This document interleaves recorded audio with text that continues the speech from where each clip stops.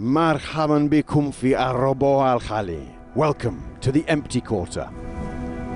The shortest stage of Dakar at just 114k. Our first foray deep into this fabled terrain and its 90% dunes.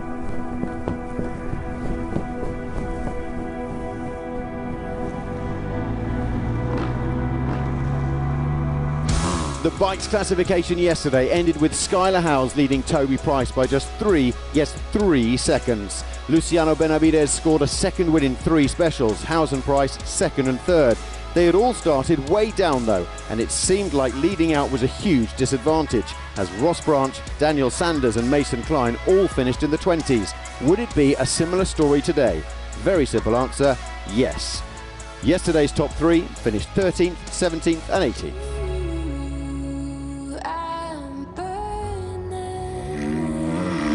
Empty quarter is always some surprises out there, and here in these dunes there's some drops and holes and all types of crazy stuff that you can find yourself into, and also some really soft sand on some landings of jumps, which I'm sure you'll see. Damn straight we're showing this, Skylar. Binned and burned. Hurt my ego a little bit, but you know, anything for the fans. Those ape hangers ain't aero, bro. What a guy though, to throw that one in for us on the house, so to speak. The day's top 3 all started late this morning. South African Mike Doherty took the bottom step of the podium. Just one of a South African contingent blowing this Dakar apart across the categories.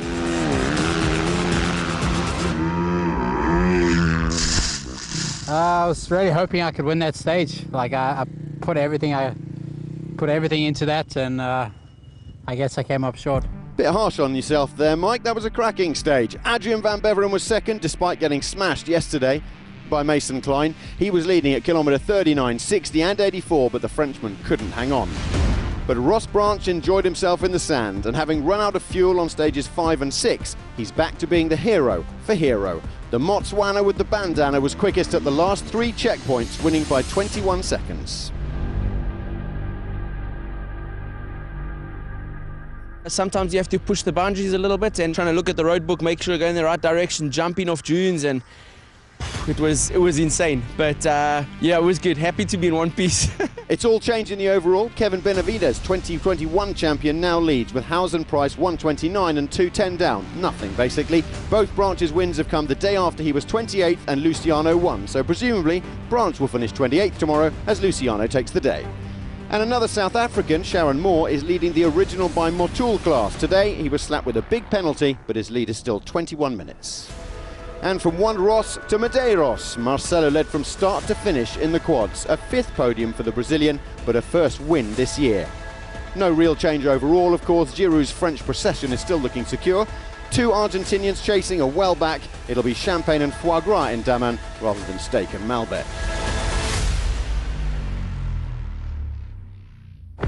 Trucks always help each other, so we will ask to put some rope together.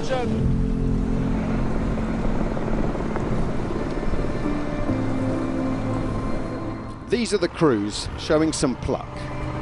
And this is the water that brought them bad luck. Those are their ropes, and this is their plan: to tie them together as tight as they can. And these are their trucks, all stuck in the muck.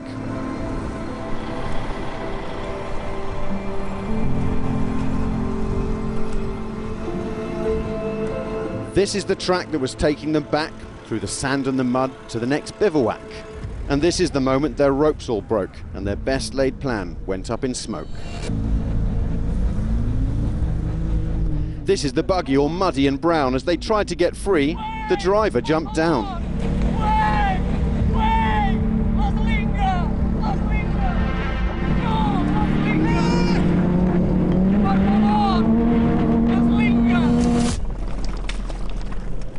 Why do I have wet socks in the desert?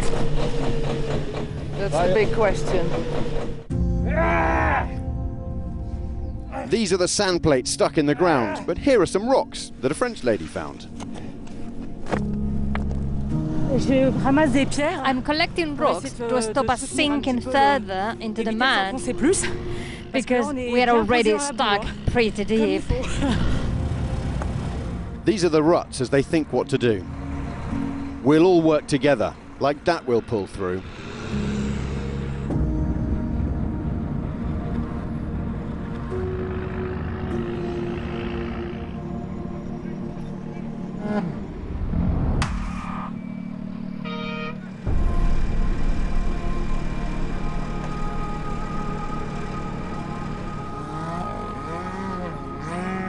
This is the knot, this time it's not slipping. These are the wheels, finally gripping. That's how to get out when the mud's pulled and sucked and it looked like you might be totally finished. Carlos Sainz has left the Dakar after all, his Audi too bashed up to start. Obviously, I misjudged the speed. I didn't read the dune correctly. 2 meters to the left and I wouldn't have crashed, but 2 meters to the right and we did crash. It's my mistake and no one else's. So how should Carlos have ridden that dune? What's important is understanding how the dune is formed. Based on the wind, there is always one side that's kinder than the other, not as steep. And you have to understand that to avoid crashing when you go over it.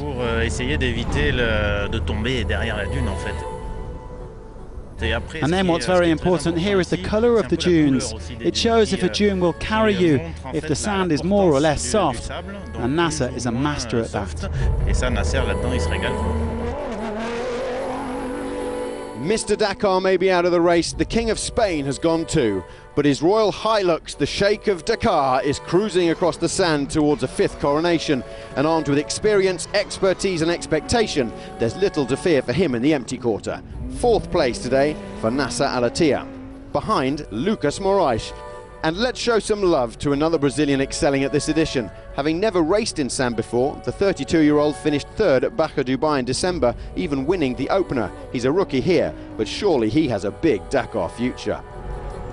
There's only one Audi RSQ e-tron left, Matthias Ekstrom. He came 2nd and avoided breaking any more multi-million-dollar German toys. At last, the mechanics can have a rest tonight.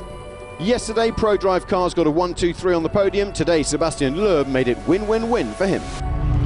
I like the dunes, I do, but when it's only dunes. I mean, today we did 115k and it was fun, but if we have 280k like that tomorrow, it's going to be long. 280 bornes comme ça, là, ça va être long. Loeb has never done 3 in a row before. Moraes impressive. I've just checked and we haven't mentioned Martin Prokop very much so far. Already with 6 top 15 Dakar finishes, the Czech hasn't dropped out of the top 10 since stage 2. The T1s have struggled in the dunes the last few days. The T3s wanted to show it's not so easy in a buggy either. Dania Akil, the one who found herself in trouble today. It's been a difficult Dakar for Seth Quintero, but today the American knocked it out of the ballpark.